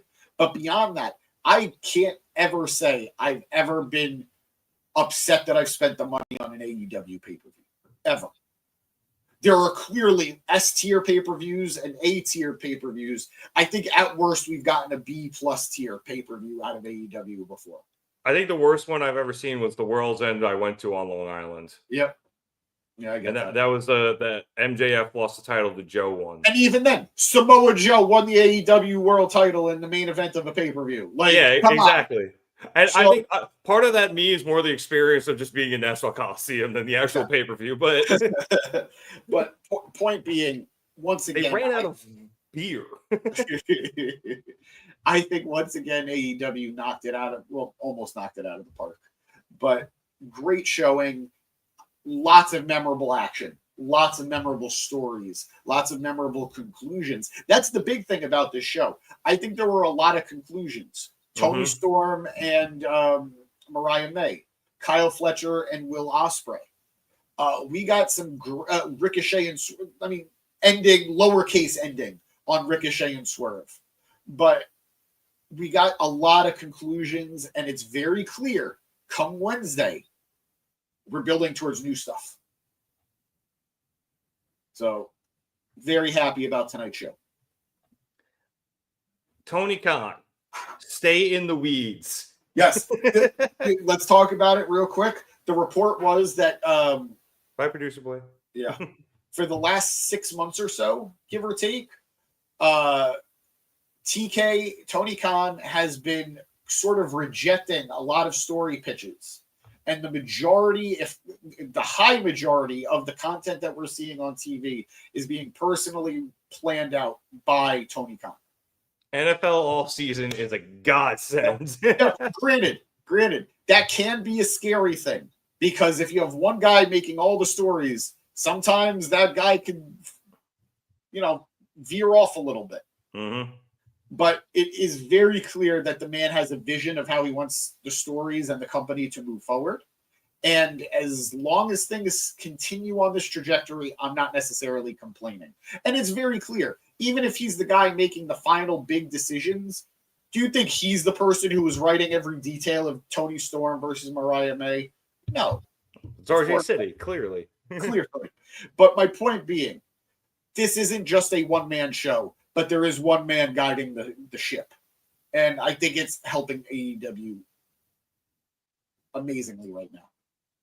Yeah, no, he's the captain, and people are gonna help. He's got first mates and stuff, but Toni is on point right now, and maybe it is because the NFL is in the off season. He has some time to breathe.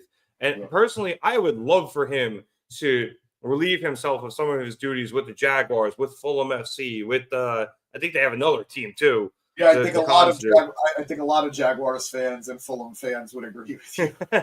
Because I don't know how deep he is in those things, but I would love for him to do that and just focus on AEW full time, because he is really fucking good at it. Yeah. And I do think he takes the advice of his wrestlers. He takes the advice of the other booking people around him, whether it's RJ City. I know he talks to Jericho and Brian a lot about booking stuff, and CD. Like, there are a lot of people in that company, Jeff Jarrett occasionally, who have been around a lot of wrestling. I even think Alex Abrahantes and Sanjay Dutt help with the booking occasionally as well. So there are a lot of people there that he takes advice from. And when they are actually going at it the way they have been the last few months, I think AEW is by far the best wrestling company in the world. Like, the WWE has been doing very well recently.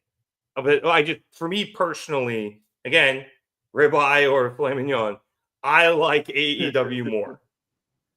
That's just for me. So, and I think tonight was a night where I'm going to have a hard time falling asleep. It's 2:30 in the morning here on the East Coast. I'm going to have a hard time falling asleep because I am still jacked up from this pay-per-view. And just to close things out, I think one of the marks of a great pay-per-view is, am I going to go back and watch any of these matches? There's a couple on this I'm probably going to go back. Likewise. And it's going to be that run of 3 matches that I'm going to keep going back to. Toni, Mariah, Takeshita, Omega, Will, Fletcher. Ospreay, Fletcher. Like, it's going to be those 3. And, I might run back a couple of the other ones. Maybe the Hangman MJF one. So if I'm gonna turn it on, it's gonna start the pay-per-view. I might as well watch it, right?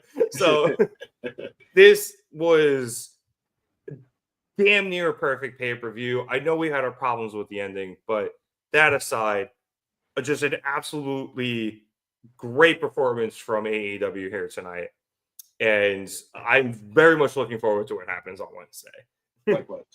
Likewise. On that note, I would like to thank everybody so much for watching us here at the Markdown Podcast.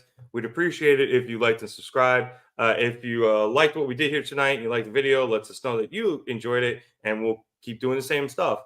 If you didn't, leave a comment, and we can adapt. We're adaptable, or we're very sensitive, so please be kind. Yeah, just be nice about it. If you're a dick about it, we're not going to listen to you. And if you subscribe, you continue to get all of our great stuff here on the pod. We will definitely back Wednesday to cover Dynamite. James and I will be here. You got the Gym Pack Zone on Thursdays. James, I don't know, when is Roadblock? Is it Tuesday? It is Tuesday. We might try to do something with that because it is a big Gym Pack Zone crossover with NXT. Yeah. So maybe I want to go to these shows so badly, but they're so expensive. Oh, they're guap. I know Daniel. I don't know if he's still awake. He's going to Raw tomorrow. Oh, is he? Yeah. Yeah. God bless him. I just. It's not that I can't. It would make me feel dirty to do it. Yeah, it's pretty penny. But I think we should try to cover Roadblock. We'll talk about it internally and let you guys know. And then obviously, like I said, we'll be back here Wednesdays, and we do our best to cover all the pay-per-views. Is the next one Mania? I believe so. Yeah. Oh no, you have Friday. Well, I don't know. I'll be able to do Sacrifice on Friday. Friday wrestling is always hard. I will do my best for you guys, but I will definitely be doing Roadblock on Tuesday, and I will be doing Impact on Thursday for sure. All right, maybe we can try to figure out something. Maybe not day of for Sacrifice, but again, we'll talk internally and let you guys know. And you can find out those things on all of our social media pages: Twitter, Facebook, Instagram, TikTok, and Blue Sky. If you're on YouTube, all in the description below. If you're not here on YouTube and you are watching us over on Twitter or Facebook and you want to follow us on some stuff, Twitter is at marketdown_pod. Instagram is at marketdownpod. YouTube.com/marketdown3665. Blue Sky is a marketdown podcast.bsky.social. God, that is so annoying to say. But again, if you just search us on there or any platform, you'll pretty much find us. James, any last words before we get out of here? God, I love wrestling. Oh, it is the best. Wrestling is better than everything you like. John Oliver trademark 2023. All right. So for producer boy Eric Casanti, who went to bed, and James Asante, my name is Nick Cummings. Thank you so much for watching us here at the Market Down Podcast. I did not prep the video. There we go. Have a good one, everybody. And AEW is just the best.